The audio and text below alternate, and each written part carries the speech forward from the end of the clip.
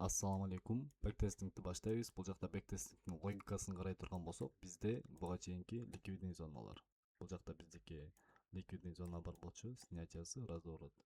Бұл жақта эки ликвидный зона бар болчу. Биринчи жана экинчи. Биринчисин снятия кылды, рынокто разворот. Жана ошондой эле бул жактагы ликвидный зона снятия разворот. Ар бир ликвидный зонанын снятиясынан кийин рынокто биздики неэффективный зонадан реакция бар. Значит, бул реакция бизге эмнени түшүндүрөт?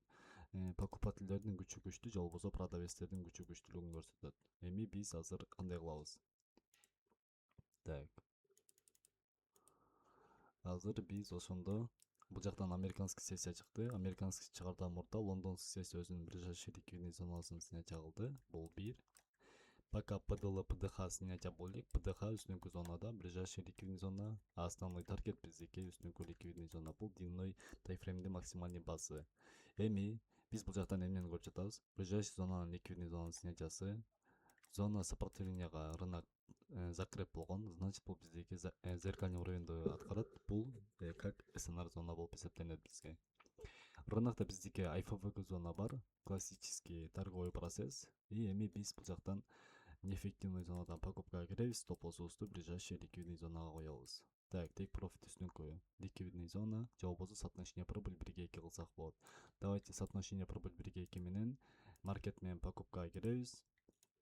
Бул жакта биздики торговый процесстин логикасын полностью түшүндүрүп бердим. Эгерде биз минуска кетсек, $1000 минуска кетебиз, зарабатывать этсек $2000 зарабатывать этебиз.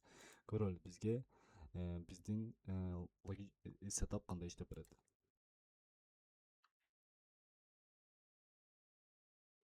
Так, скорость беребиз дагы и рыноктун дальше иштеп беришин көрөлү. Так, пока ликвидный зона снятия боло элек, күтөбүз.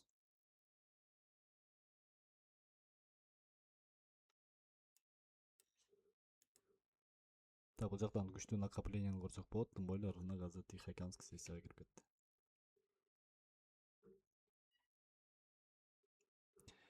Азыр таймфреймди чоңойтобуз. И скорость дагы кичине чоңойтуп коебуз. Так, бул жактан модельди түзөбүз дагы.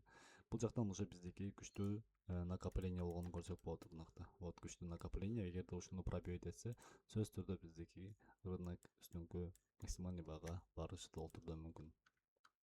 Так, үстүнкү ПДХ зонаны рынок снимать этти. Жаңы торговый сессия ачылды. Биздики данный момент прибыль $500. ылдыйкы ликвидный зонанын бир сыйра снятия кылды. Бул жактан ылдыйкы ближайший ликвидный зонаны байкасак болот. И рынокто биякта азыр разворотко эч кандай причина жок. Эгерде ушул ликвидностьтан эле реакция жүрбөсө, а так үстүнкү биздики ликвидный зона пока актуальна.